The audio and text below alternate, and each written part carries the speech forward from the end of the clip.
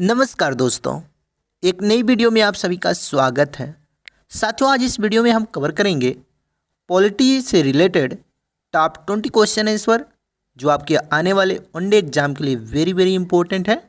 साथियों, यदि आप किसी भी सरकारी नौकरी की तैयारी कर रहे हो तो आपके लिए ये वीडियो वेरी इंपॉर्टेंट होने वाला है, क्योंकि इस वीडियो में हम टॉप 20 क्वेश्चन आंसर लिए हैं जो कभी ना कभी किसी न किसी एग्जाम में पूछे गए हैं। इसलिए अगर आप वीडियो देख रहे हैं तो पूरा देखेगा और वीडियो के लास्ट में एक टेस्ट लिए हैं तो उस टेस्ट को जरूर दीजिएगा। और वीडियो यदि हेल्पफुल लगे तो वीडियो को लाइक करिएगा और शेयर करिएगा अपने अन्य साथियों के पास, ताकि उन्हें भी इस वीडियो के माध्यम से कुछ हेल्प मिल सके। तो चलिए बिना लेट किए शुरू करते हैं और आज का जो पहला क्वेश्चन है उसे देखते हैं। तो साथियों, आज का जो आपका पहला क्वेश्चन है वो है, भारतीय संविधान में कितने मौलिक अधिकार दिए गए हैं। ध्यान रखिएगा साथियों, क्लास का पहला क्वेश्चन है और इस क्वेश्चन का राइट आंसर करिएगा। भारतीय संविधान में मूल रूप से 7 मौलिक अधिकार थे, लेकिन 44वें संविधान संशोधन जो 1978 में किया गया था उसके द्वारा संपत्ति का जो अधिकार था अनुच्छेद 31 को हटाकर 6 कर दिया गया। यानी कि अगर हम वर्तमान की बात करें तो वर्तमान में संविधान का मौलिक अधिकार टोटल 6 है, जबकि मूल संविधान में साथियों 7 मौलिक अधिकार था। तो राइट आंसर ऑप्शन बी करिएगा। नेक्स्ट क्वेश्चन है आपका, समानता का अधिकार किस अनुच्छेद में दिया गया है। बहुत ही महत्वपूर्ण प्रश्न है साथियों, कई बार ये प्रश्न एग्जाम में पूछे जा चुके हैं, चाहे एसएससी हो या अन्य कोई एग्जाम हो। तो इसका राइट आंसर करिएगा 14 से 18 जो अनुच्छेद है साथियों उसमें समानता का अधिकार दिया गया है। देखिए, अनुच्छेद 14 से 18 तक समानता के अधिकार को परिभाषित किया गया है, जिसमें कानून के समक्ष समानता अनुच्छेद 14 में है और अस्पृश्यता का उन्मूलन अनुच्छेद 17 में है। इसको ध्यान रखिएगा। अगला क्वेश्चन है, संविधान का कौन सा अनुच्छेद धर्म, मूल, जाति, लिंग, आदि के आधार पर भेदभाव को निषिद्ध करता है। तो इसका राइट आंसर करेगा 15। यानी कि साथियों अनुच्छेद 15 राज्य द्वारा भेदभाव को निषिद्ध करता है और अनुच्छेद 16 जो है साथियों उसके द्वारा सरकारी नौकरियों में समान अवसर की गारंटी दिया जाता है। तो इसको भी ध्यान रखिएगा, अनुच्छेद 16 को भी ध्यान रखिएगा। तो इसका राइट आंसर 15 करिएगा। 15 जो अनुच्छेद है साथियों वो राज्य द्वारा भेदभाव को निषिद्ध रखता है। नेक्स्ट क्वेश्चन है आपका, अल्पसंख्यकों को अपनी भाषा, लिपि और संस्कृति को सुरक्षा रखने का अधिकार किस अनुच्छेद में दिया गया है। तो अनुच्छेद 29 में अल्पसंख्यकों को अपनी संस्कृति, भाषा और लिपि को सुरक्षित रखने का अधिकार दिया गया है। तो अनुच्छेद 29 यानी कि ऑप्शन बी राइट आंसर करिएगा 29, यानी कि आर्टिकल 29। ध्यान रखिएगा, ये भी क्वेश्चन बहुत ही महत्वपूर्ण है साथियों। अगर अभी तक क्लास को लाइक नहीं किया है तो लाइक कर लीजिए। नेक्स्ट क्वेश्चन है आपका, नीति निर्देशक तत्व किस भाग में सम्मिलित है। तो साथियों आप सभी जान ही रहे हैं, नीति निर्देशक तत्व जो है वो भाग 4 में सम्मिलित है।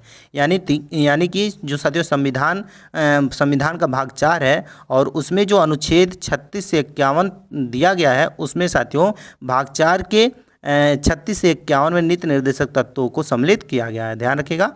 नेक्स्ट क्वेश्चन है आपका, राष्ट्रपति की न्यूनतम आयु क्या होनी चाहिए। वेरी इंपॉर्टेंट क्वेश्चन आपके एग्जाम के पॉइंट ऑफ व्यू से। ध्यान रखिएगा, बहुत ही महत्वपूर्ण प्रश्न है और इसका राइट आंसर करिएगा साथियों। राष्ट्रपति की न्यूनतम आयु जो है वो है साथियों 35 ईयर्स। ध्यान रखिएगा 35 ईयर्स। ये साथियों अनुच्छेद 58 के अनुसार राष्ट्रपति बनने के लिए जो उम्मीदवार की न्यूनतम आयु होती है उसको 35 वर्ष किया गया है। ध्यान रखिएगा इसको भी। नेक्स्ट क्वेश्चन है, राष्ट्रपति को संविधान द्वारा किस अनुच्छेद के तहत क्षमा करने की शक्ति दी गई है।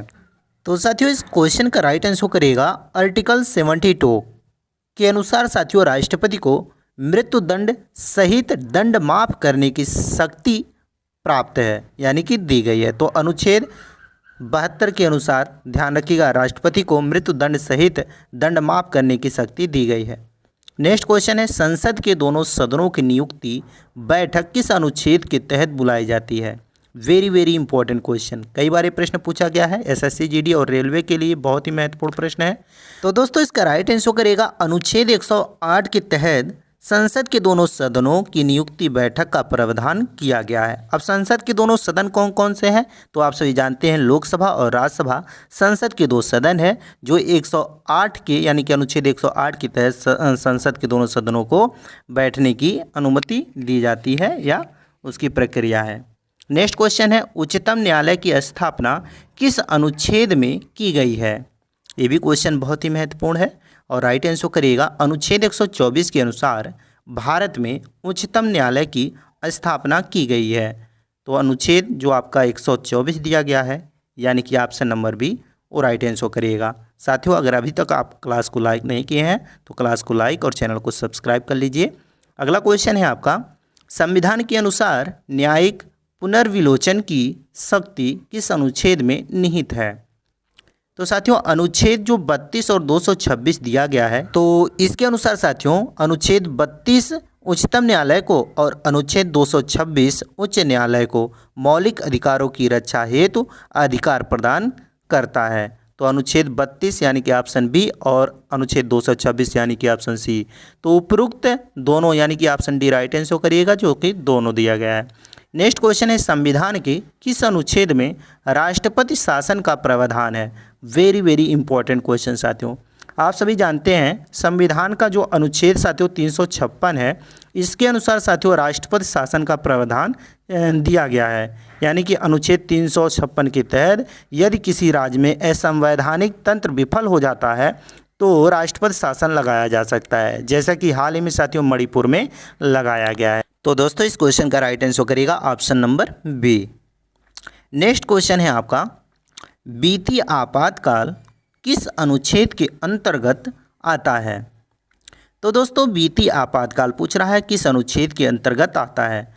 तो अनुच्छेद 360 के तहत साथियों भारत में वित्तीय संकट की स्थिति में वित्तीय आपातकाल लगाया जा सकता है। तो अनुच्छेद जो आपका 360 दिया गया है, यानी कि ऑप्शन नंबर सी वो आपका राइट आंसर होगा। याद रखिएगा, क्योंकि कई बार ये भी प्रश्न आपके एग्जाम में पूछा जा चुका है। नेक्स्ट क्वेश्चन है आपका, राष्ट्रपति को राज्यसभा में कितने सदस्यों को मनोनीत करने का अधिकार है? बहुत ही महत्वपूर्ण प्रश्न है साथियों आपके एग्जाम के पॉइंट ऑफ व्यू से। तो देखिएगा, अनुच्छेद 80 के अनुसार राष्ट्रपति को कुल 12 सदस्यों को राज्यसभा में मनोनीत करने का अधिकार है, जो साथियों कला, विज्ञान, साहित्य और समाज सेवा क्षेत्र में विशिष्ट योगदान रखते हैं।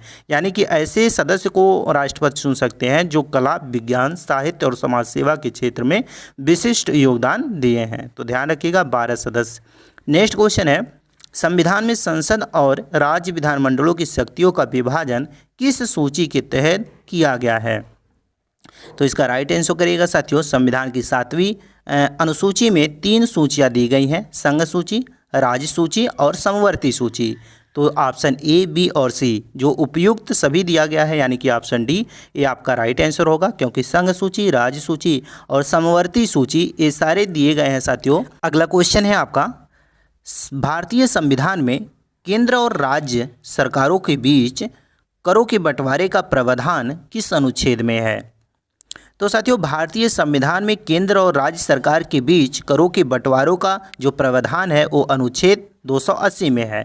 यानी कि अनुच्छेद 280 के अनुसार वित्त आयोग करों के बंटवारों की सिफारिश करता है। तो आर्टिकल 280 जो आपका दिया गया है ऑप्शन नंबर डी वो आपका राइट आंसर होगा। ध्यान रखिएगा, ये भी क्वेश्चन आपके एग्जाम के पॉइंट ऑफ व्यू से वेरी वेरी इंपॉर्टेंट है, सो याद रखिएगा।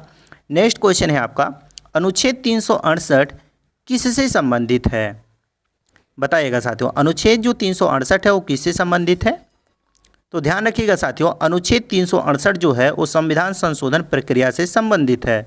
यानी कि आर्टिकल 368 के तहत संसद को संविधान संशोधन करने की शक्ति प्राप्त हुई है।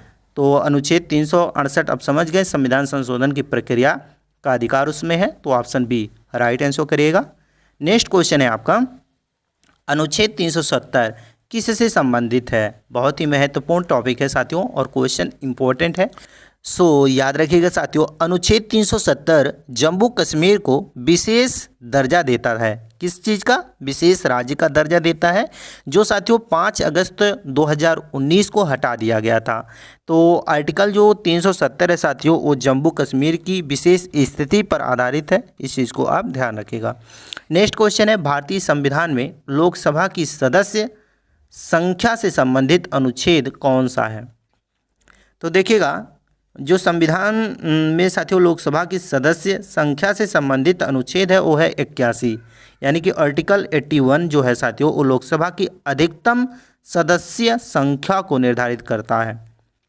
तो अनुच्छेद यानी कि आर्टिकल 81 ऑप्शन नंबर जो आपका बी दिया गया है वो आपका राइट आंसर होगा, ध्यान रखिएगा।